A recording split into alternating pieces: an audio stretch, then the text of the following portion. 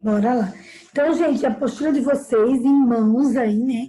Para a gente poder fazer a nossa correção, tá? Então, a gente vai começar lá na página 41 e 42, certo? 41 ali começa outras versões, certo? Bora lá. Então, na página 41... Tudo bom, Kailane? Bom dia. Oi, prof, tudo bem? Tudo bem. Pessoal, página 41, certo? Página 41 da apostila, outras versões, porque hoje nós vamos... como é que é? Vamos seguir rente aí para as nossas correções, tá? Bem focados nas correções para a gente poder conseguir terminar as correções. Então, é o seguinte, página 41 tem um texto, um pequeno texto ali, né? A evidência não sugere que a capitulação poderia ter sido obtida sem o uso de bombas. Sem elas, ter havido luta pesada na Manchúria e uma intensificação posterior dos bombardeios convencionais, mesmo que não fosse necessária uma invasão. O uso das armas nucleares salvou a vida dos japoneses, assim como a de aliados, tá? Paul Johnson, Tempos Modernos, o mundo dos 20 aos 80. E depois, nós vamos ter um outro trecho de um outro autor, que é do Eric Hobsbawm, certo? Um dos maiores autores aí da contemporaneidade. Ele fala assim: os governos democráticos não resistiram à tentação de salvar as vidas de seus cidadãos, tratando as dos países inimigos como totalmente descartáveis. O lançamento da bomba atômica sobre Hiroshima e Nagasaki em 1945 não foi justificado como indispensável para a vitória, então absolutamente certa, mas como meio de salvar a vida dos soldados americanos. Então, o Eric Hobsbawm fala a Era dos Extremos, ele tem vários livros interessantíssimos sobre a contemporaneidade. Quem tiver a oportunidade de ler, estudar o Eric Hobsbawm ou ler o livro dele, tá? É muito interessante. Então, olha só, aí nós temos ali, na página 42, após a análise dos documentos, responda como os autores defendem os seus pontos de vista. E é bem interessante que é o seguinte, tá, gente? Vocês sabem muito bem que dentro da história, que é isso que eu acho muito bacana na história, existem possibilidades e pontos de vistas diferentes. Então, havia quem defendia massivamente o posicionamento do Hitler em relação ao crescimento da Alemanha e até mesmo ao posicionamento dele, né, quanto o massacre aos judeus. Então, ele tinha um ministro, o Goebbels, que era o ministro da propaganda, e esse ministro era um grande articulador da política nazista e das propagandas que se propagava, tá, ao entorno de um discurso, que estava falando dos benefícios da criação de bairros só para judeus, que eram os guetos, né? E em Auschwitz, quando você entra na Polônia, lá no maior campo de concentração, está a seguinte frase: o trabalho liberta. Ou seja, para as pessoas perceberem aspectos positivos do que estava acontecendo. Então, havia uma massiva propaganda, e um discurso que o que se estava fazendo era positivo. E há quem defendia esse discurso, obviamente. Então, as linhas historiográficas, as linhas de pesquisa, elas são diferentes entre si. E o mais interessante é a gente conseguir perceber essas diferenças, ler essas diferenças, estudar essas diferenças, para conseguir ter a nossa opinião. Então, não é não lendo alguns livros, ou vetando livros, que eu vou constituir o meu percurso, ou seja, histórico ou de análise. Quanto mais leitura eu tenho para fazer análise de um fato histórico, seja ela uma leitura diversa entre si, ou seja, consiga perceber as perspectivas que são diferentes, certo? Então, um fato histórico tem inúmeras perspectivas e os historiadores têm suas correntes filosóficas, têm suas correntes historiográficas, tá? E de acordo com o que eles escrevem, de acordo com a corrente historiográfica deles, a gente tem uma perspectiva diferente de pensar aquele fato histórico. Por exemplo, só para a gente poder entender, se eu pego um fato histórico e eu leio algo escrito por Auguste Comte sobre esse fato histórico, o Auguste Comte era de uma teoria, de uma cadeia de historiografia chamada positivista. Então, ele só analisava a história através de documentos comprovados. Quanto mais carimbo tinha, mais verdade, mais veracidade tinha o documento. E ele acreditava no progresso constante da humanidade. Então, ele dizia que a humanidade estava sempre em progresso, e além dessa questão do progresso, ligado à perspectiva que ele só vai analisar documentos. Então, ele não ia conversar com alguém, ele não ia valorizar as vivências das pessoas, a história oral, né, ou uma entrevista, só documento oficial. Então, é uma forma de analisar a história. Agora, se eu pego uma perspectiva diferente de análise histórica, vamos dizer aqui a chamada escola dos análises, né, que vai discutir o aspecto cultural, ou seja, uma outra forma de se pensar aquele fato histórico através da cultura, através das memórias daqueles indivíduos. Então, eu tenho uma outra forma de se pensar a história, uma outra forma de se analisar, que é diferente da primeira, que é só por documentos. E aí, se eu pego uma análise que é marxista, eu vou ter uma análise extremamente econômica. Então, o marxismo não analisa a sociedade nem pela cultura, nem só por documentos oficiais, mas sim por um aspecto econômico. Então, eu vou ter 3 visões diferentes para compor aquele fato histórico, para poder estudar, para que eu possa analisar. Então, aqui são pensamentos diferentes, né? A visão do Johnson, né? O emprego das bombas é o mal menor, é para poupar. Né? Ele está poupando não só a vida dos americanos, como também a vida dos próprios japoneses. Ele defende. Né? Já o Eric Hobsbawm já pensa diferente. Ele fala que não era uma necessidade aquela bomba, mas sim uma demonstração até de poder dos Estados Unidos, uma sobrevivência dos Estados Unidos. E a gente tem que lembrar que eles vão entrar no contexto do quê? Já a partir de 45, de Guerra Fria. A geografia estuda que a Guerra Fria começa em 47. A parte geográfica, né? Oficial. Mas parte dos historiadores falam que a Guerra Fria já começa quando termina a Segunda Guerra Mundial em 45. Por quê? Porque o mundo já está se dividindo em quem apoia os Estados Unidos capitalistas, em quem apoia a União Soviética com o discurso socialista. E aí o Eric Hobsbawm vai falar o quê? Que não tinha essa necessidade. Ele vai falar que para o fim da guerra não havia essa necessidade, era apenas para garantir a sobrevivência dos Estados Unidos e aí também uma demonstração de poder, obviamente, estadunidense. Então, só para mostrar essas 2 visões que são diferentes e que são muito importantes na construção do nosso conhecimento, tá, gente? A B, ela é pessoal, né? A B não, a número 2. Com base no ponto de vista dos 2 autores, você acredita que haveria outra maneira de resolver essa situação? Aí é uma perspectiva individual, de acordo com o que nós estudamos, com tudo que nós pensamos. Será que havia uma outra maneira de colocar um fim nesse conflito sem utilizar as bombas? Porque o Japão se negou a assinar o tratado? Será que tinha uma outra forma? Que forma poderia ser utilizada? É só para a gente refletir.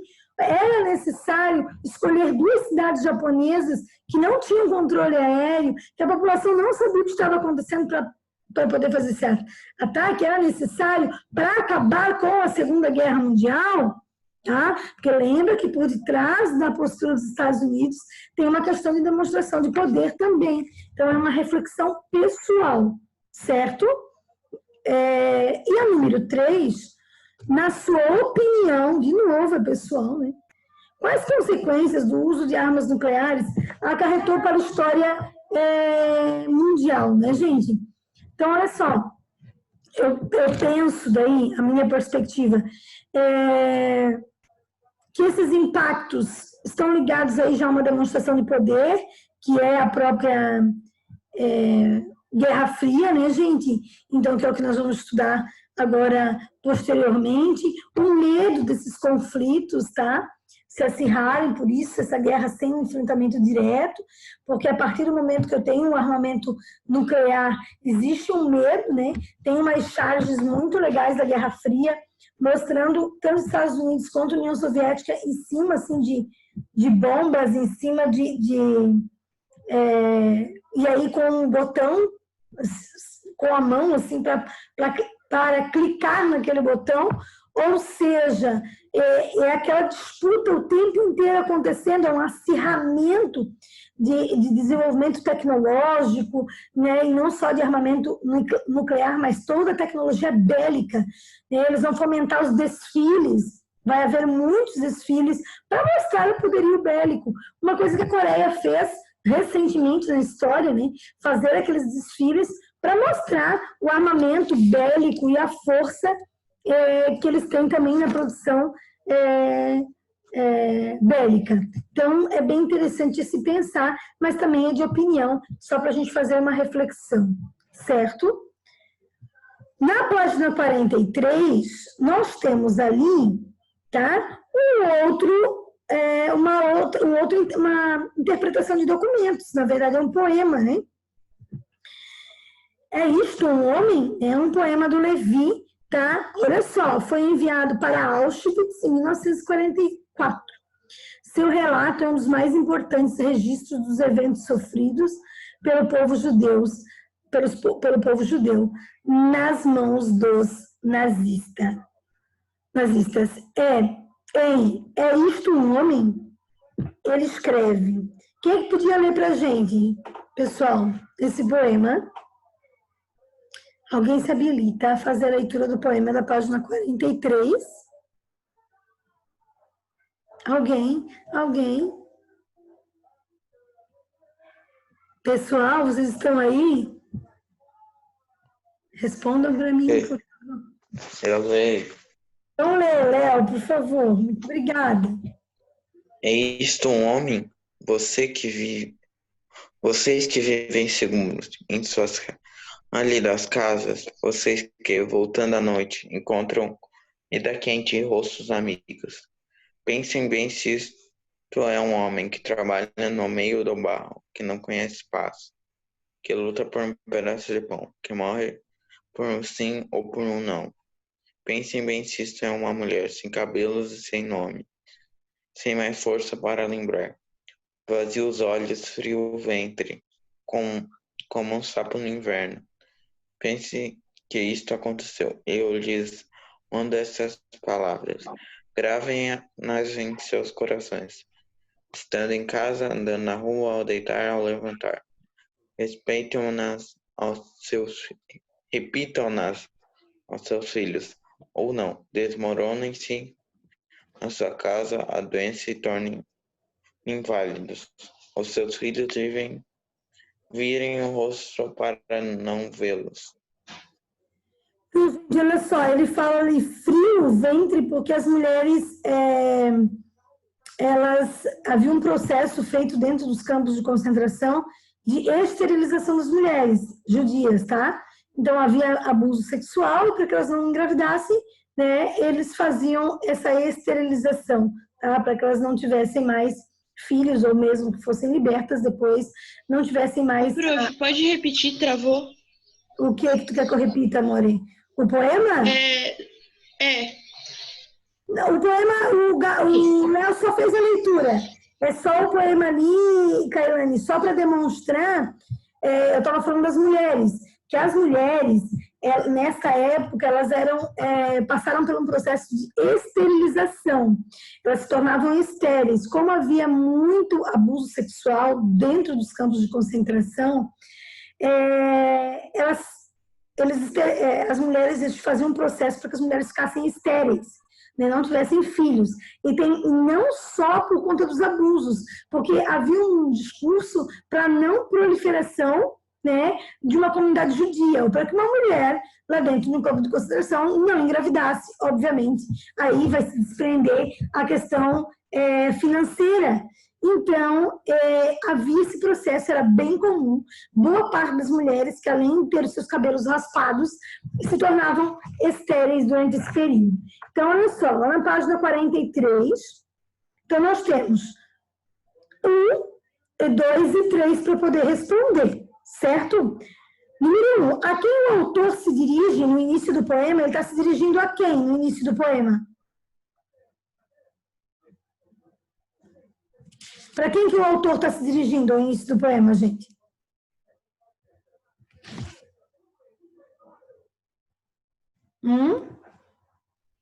A quem não está nos campos de concentração? Isso mesmo, a quem não... Sofia, muito bem. Não me deixem sozinha, por favor. A quem não viveu isso, a quem não viveu a experiência de ser perseguido pelos nazistas. Ó, vocês que vivem seguros em suas cálidas casas, vocês que, voltando à noite, encontram comida quente e rostos amigos.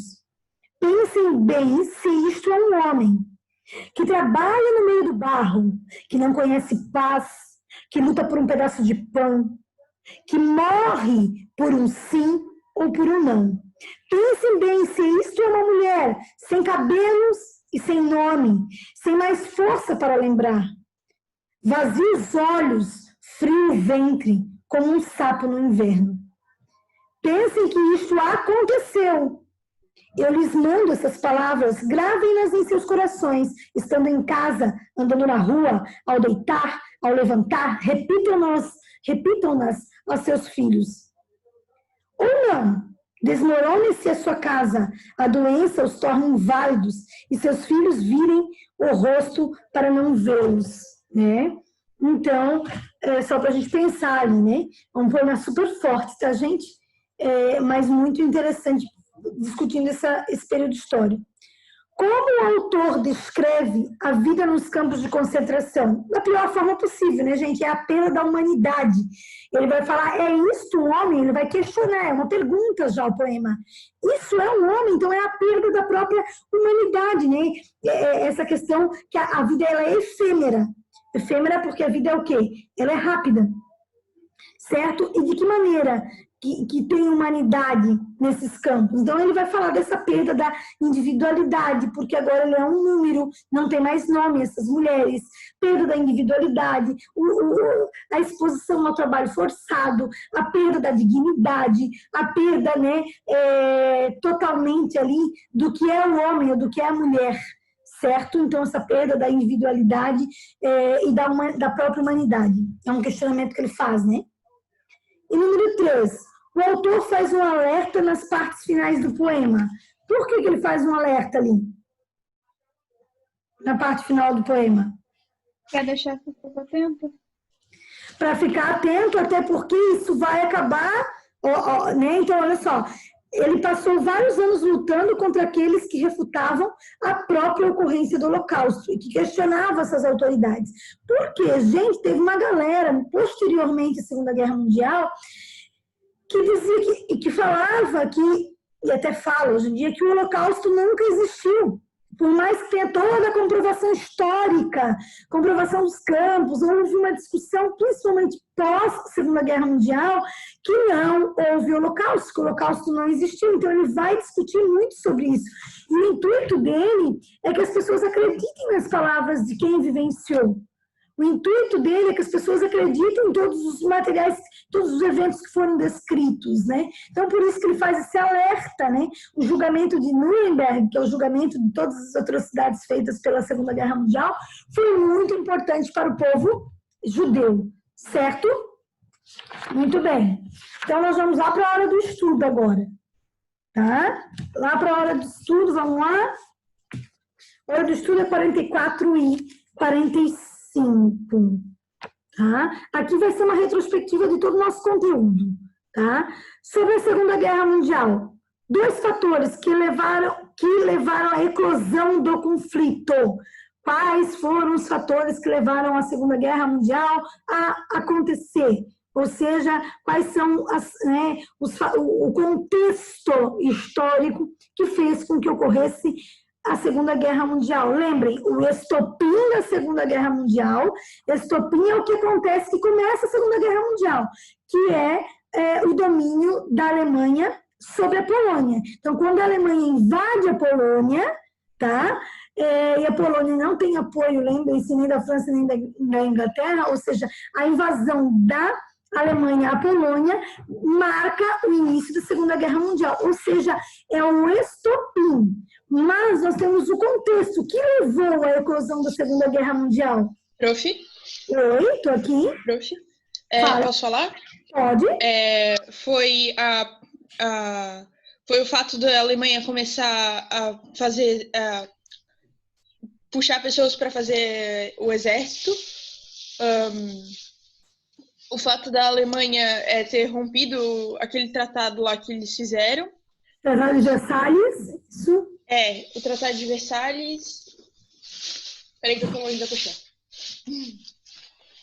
Eu tô com medo, Prof. A Cailane falou ali os fatores principais. Primeiro, um dos fatores principais da Segunda Guerra Mundial, ideias expansionistas de Adolf Hitler, ou seja, expandir o território alemão, né? É a volta do Terceiro Reich, é a volta do Grande Império. Então, havia uma política adotada por Hitler do retorno ao Grande Império Alemão, do retorno ao Terceiro Reich, ou seja, a principal questão são as ideias expansionistas de Adolf Hitler.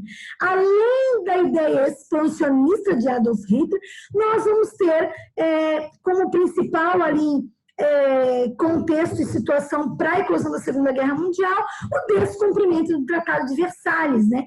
O Tratado de Versalhes, assinado ao final da Primeira Guerra Mundial, é considerado para os alemães como algo vexatório, né? Culpabilizou a Alemanha pela Primeira Guerra Mundial, falou que os alemães, além de serem culpados pela Primeira Guerra Mundial, eram proibidos de formar exército, como disse a Cailane, eram proibidos de produzir armamento bélico, né? Então, essas proibições fez com que houvesse um movimento por parte de Hitler e que a população abraçou esse movimento, porque era considerado um vexame, e esse discurso atingiu um público efetivo, certo? Que junto com Hitler apoiava o fim do Tratado de Versalhes. Então, os principais fatores da eclosão da Segunda Guerra Mundial é colocar um fim no Tratado de Versalhes, que para a Alemanha era um vexame, e as ideias expansionistas de Adolf Hitler. B. Explica os motivos que levaram o ano de 1941 a ser considerado de grande relevância para o conflito. É um dos anos mais importantes, porque nós temos a entrada dos Estados Unidos no conflito, ataque a Pearl Harbor, certo? Ou seja, o ataque do Japão a uma base estadunidense no Havaí, né? E em 1941 também nós temos lá o fim do Tratado de Não Agressão, certo? Se é o fim do Tratado de Não Agressão, a União Soviética também vai entrar no conflito, nós vamos ter uma outra frente, que é a frente oriental.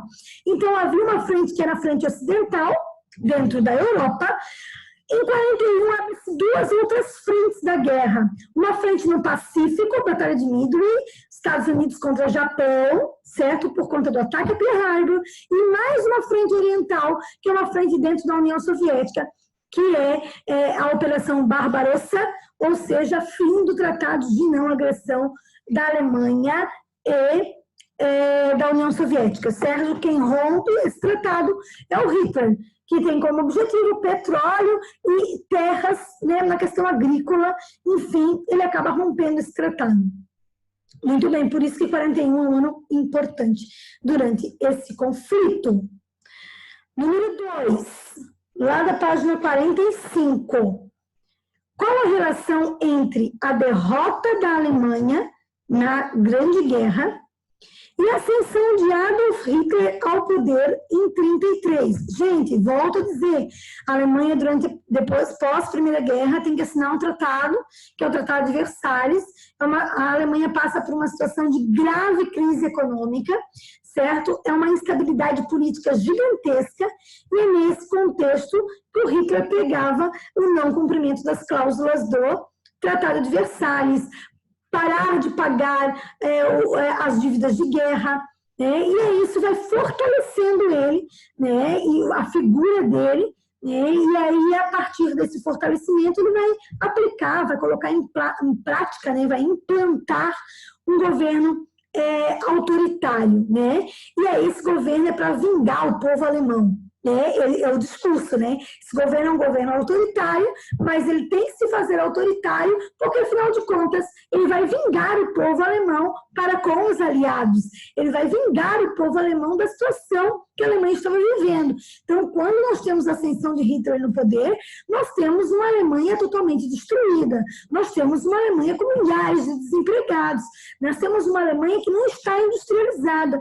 E o Hitler consegue inserir a Alemanha dentro do processo de industrialização, consegue gerar empregos, que era o que o país precisava. Gente, se um país está totalmente destruído, não tem uma grande massa de desempregados, vive uma grande instabilidade política e econômica, de repente ele vê numa liderança como ele, a possibilidade de industrialização, começa a industrializar o país, começa a gerar emprego, certo? Obviamente que uma grande parcela, uma significativa parcela, vai dar apoio a essa liderança, porque essa liderança está fazendo mudanças que são significativas no país alemão. Antes da decretação da Segunda Guerra Mundial, o Hitler ele era visto como um grande chefe de Estado, extremamente respeitado. Entre 33 e 39, né, nesse período aí de 6 anos, antes de oficialmente decretar a Segunda Guerra Mundial. Né? Lembrem que em 38 já tem anexação de território antes da decretação da Segunda Guerra Mundial. Mas ele acaba sendo muito respeitado por todas as mudanças que ocorrem dentro da Alemanha.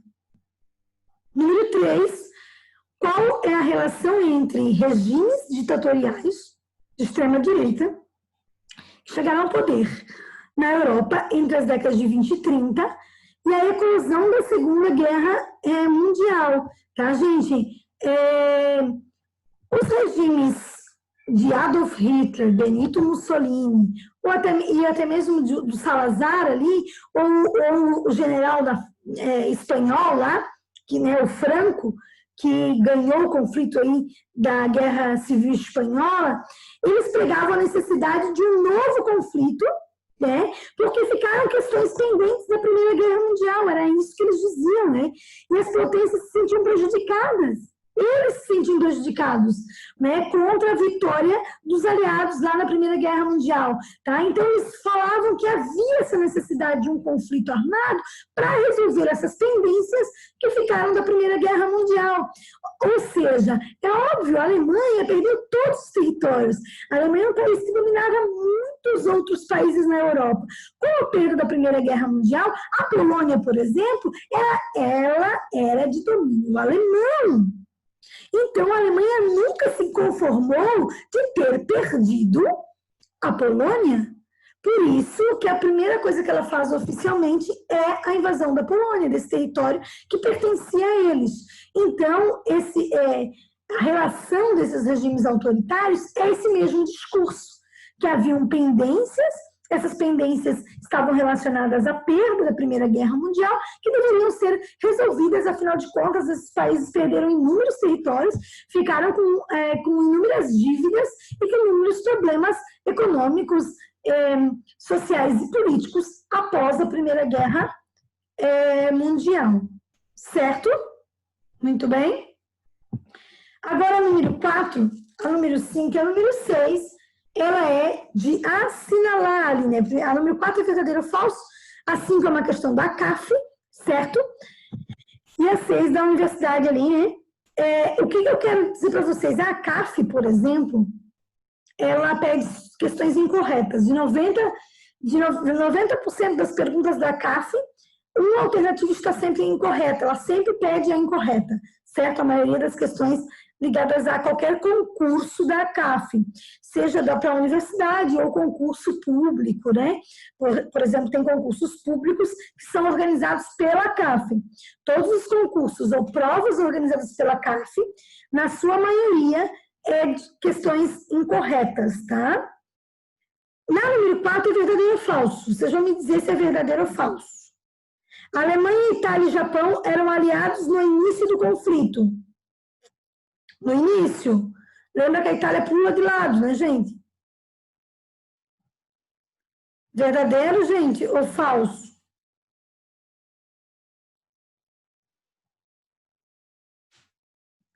Nono ano, vocês estão aí?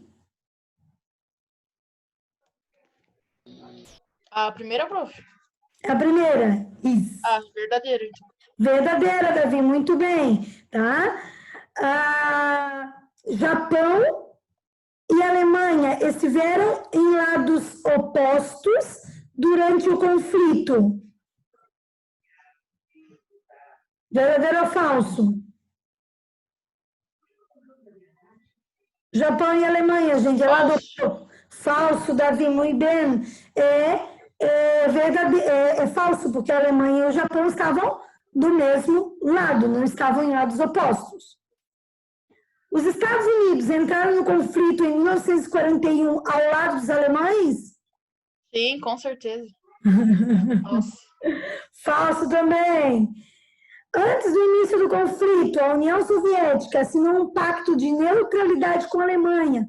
No entanto, após a quebra do pacto de não agressão entre os dois países, os soviéticos mudaram de lado, juntando-se aos aliados. Verdadeiro ou falso? Verdadeiro. Verdadeiro, muito bem. Japão e Estados Unidos estavam em lados opostos na guerra, pois ambos tinham interesses expansionistas na região do Pacífico. Verdadeiro. Verdadeiro. Totalmente verdadeiro. Então ficou verdadeiro, falso, falso, verdadeiro e verdadeiro a número 4. Por isso a batalha de Midway, certo? Porque tanto Estados Unidos e Japão tinham ideias expansionistas na região do Pacífico. Lembrem-se que os Estados Unidos vai ajudar a China, e aí o Japão fica muito bravo, a relação de conflito entre Estados Unidos e Japão ela é mais longa. Número 5 da CAF. Sobre a Segunda Guerra Mundial, apenas uma alternativa está incorreta. Quem é que fez aí, sabe dizer qual é a alternativa que está incorreta? Da número 5. Qual a alternativa que é incorreta, gente? Alguém? É a C, prof. É isso mesmo, João, é a letra C, certo? Que está incorreta. A Alemanha e a União Soviética assinaram um pacto de não agressão, sendo que esse acordo foi respeitado até o fim da guerra, só que não. Olha só. Então, bem fácil essa questão aqui da CAF, né, gente? Para quem conhece um pouco o conflito, já ia conseguir responder essa questão. Bem tranquilo. E a número 6, tá? Ela lembra um pouco questões do Enem, tá? Tem sempre um texto que antecede a pergunta. Ao final, quando as imagens das câmaras de gás foram reveladas ao mundo, imediatamente se começou a perguntar como isso foi possível. E a resposta logo foi deslocada da história. Não era uma ideologia irracional. Trabalhava mais que outras ideologias o componente irracional das pessoas. E o fazia de uma forma absolutamente racional, premeditada e planejada. Aboliu os conceitos de certo e errado, de bem e mal, no sentido mais primário, mais elementar. Aboliu a ideia de que matar inocentes era crime. Está falando do que aqui, né, gente? O nazismo de Hitler durante a Segunda Guerra Mundial. Muito bem, Davi, corações para vocês, perfeito. É isso mesmo, alternativa correta, alternativa B. Certo, gente? Agora, nós vamos lá no nosso CA terminar, porque eu quero terminar. Se não der tempo para depois, eu mando o gabarito para vocês, só para vocês fazerem as correções, porque na próxima aula a gente já vai começar falar sobre, então, o Brasil, certo? Então, aqui, deflagração do conflito, página 18 do CA, né? Isso, certo. Página 18 do CA, certo? Na verdade, na próxima aula, sabe o que nós vamos falar, gente? A gente vai falar de Guerra Fria, mundo após a Segunda Guerra Mundial. Aí depois nós falamos sobre o Brasil, certo? Nós vamos dar continuidade ali. A gente vai falar a gente vai falar do mundo pós-Segunda Guerra Mundial, que é Guerra Fria. Então, próxima aula, nós vamos falar da Guerra Fria, certo? E depois a gente fala sobre o Brasil, daí, por último. Vai ser tipo só resumida ou vai falar inteiro, assim, por exemplo? Como assim? Não entendi. Tipo, vai falar assim, só tipo uma resumidinha assim da Guerra Fria ou vai falar sobre a Guerra Fria inteira? Assim, ó, na história são perspectivas diferentes. Ó, se vocês estudam Guerra Fria também na geografia, né, gente? Sim. Mas eu vou falar assim, de um contexto histórico na sua totalidade, dos preceitos capitalistas, dos preceitos socialistas, vou falar da corrida espacial, vou falar da corrida bélica, vamos falar também, aqui deixa eu ver o que, deixa eu pegar aqui, vamos falar da criação das Nações Unidas, certo? Deixa eu ver, a criação das Nações Unidas, tem mais alguma coisa aqui? Vamos falar da criação da Palestina, do Estado de Israel, e vamos falar também do Muro de Berlim, tá? Da criação do Muro de Berlim, da separação de Berlim Oriental e Berlim Ocidental, como se deu tudo isso. Vamos falar de tudo isso. Coisa errada. Mas a gente dá conta, vocês são bons. Ó, amores, então eu preciso de bastante atenção de vocês na próxima aula, tá? Porque eu vou explicar o conteúdo, quero todo mundo presente, gente, que é muito importante, certo? É um conceito bem importante, é um conteúdo bem importante também, tá? A gente volta a falar disso no ensino médio lá no terceirão, porque são assuntos que caem bastante em provas, tá? De vestibular, tudo mais, esses conteúdos ligados a tanto a Segunda Guerra Mundial quanto a Guerra Fria, tá? Então, nós vamos ter, na página, falta 1 minuto só, né, gente? Mas dá tempo, olha só, porque é 11h30 agora. Eu vou mandar outro link rapidinho, eu vou sair daqui, ó, estamos em 21, continue aqui comigo. Eu vou sair e vou mandar outro link, que a gente tem 15 minutinhos ainda, tá? Fiquem comigo.